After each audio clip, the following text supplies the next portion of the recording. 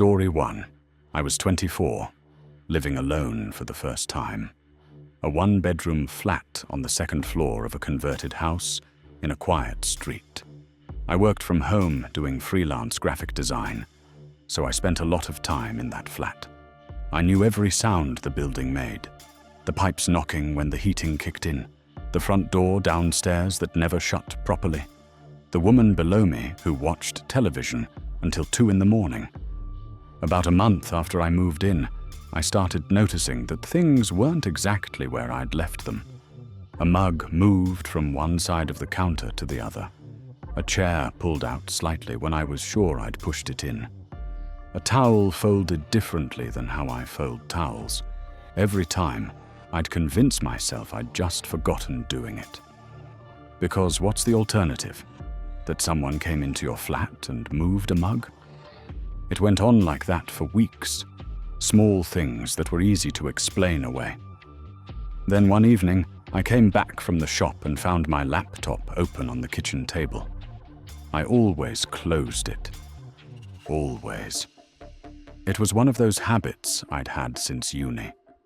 I stood in the kitchen staring at it, and for the first time, I didn't try to talk myself out of what I was feeling. Something was wrong. I started taking photos of how I left things before I went out.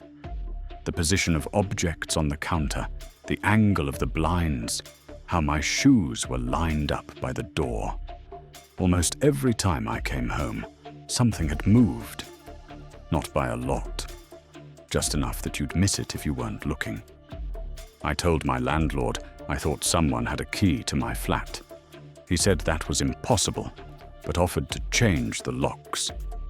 He did it the next day. For about a week after that, nothing moved. Then I came home on a Tuesday afternoon, and the bathroom light was on. I never leave the bathroom light on. I checked the whole flat. Nothing. No one there.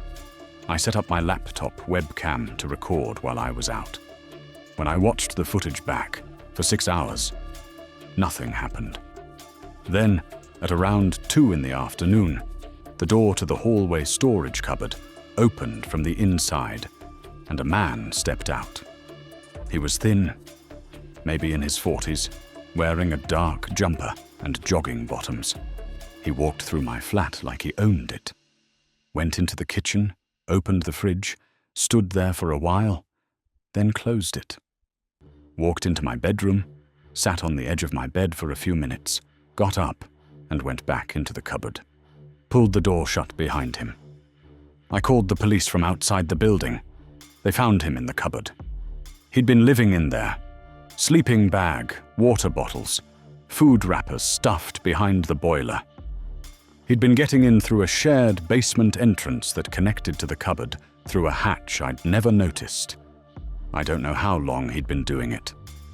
I don't know if he was there the whole time I was. Story 2. My name's Jess. I was 26, living in a small town in the Midwest, working at a vet clinic. I had a routine I liked: work, gym, home, cook, sleep. I wasn't the kind of person who got nervous easily. That changed after I started getting deliveries I didn't order.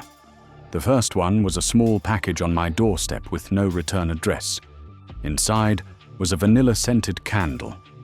I figured it was a mix-up and didn't think about it.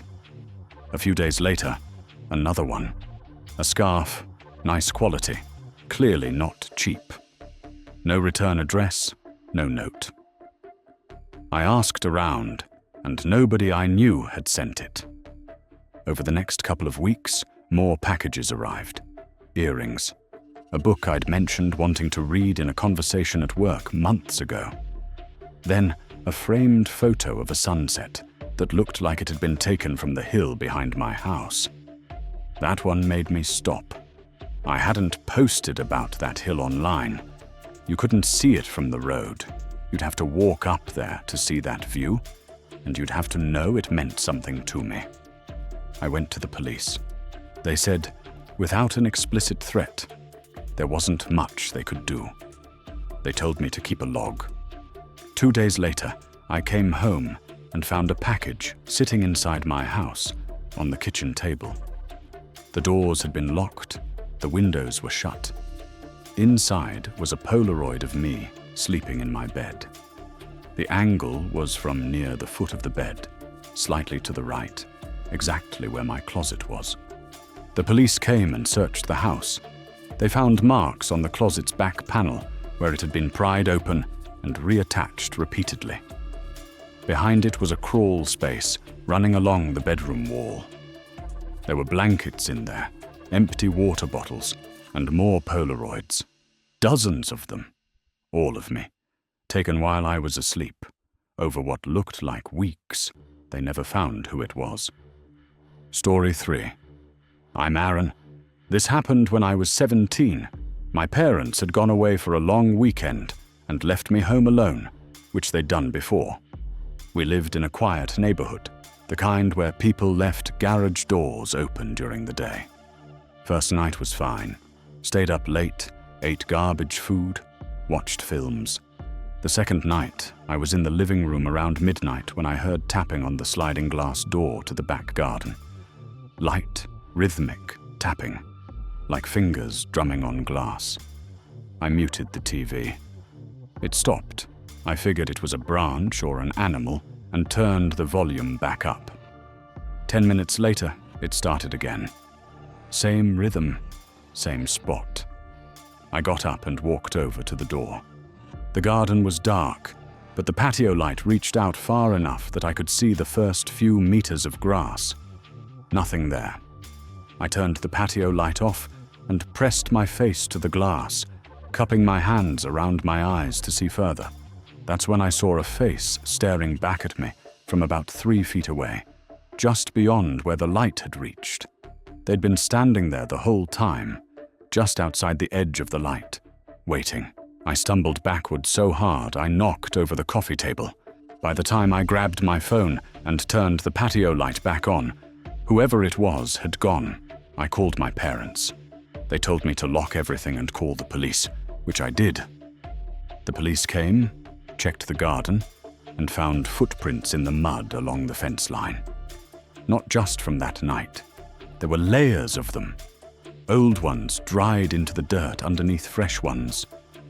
Someone had been standing in that same spot and watching the house for weeks at least.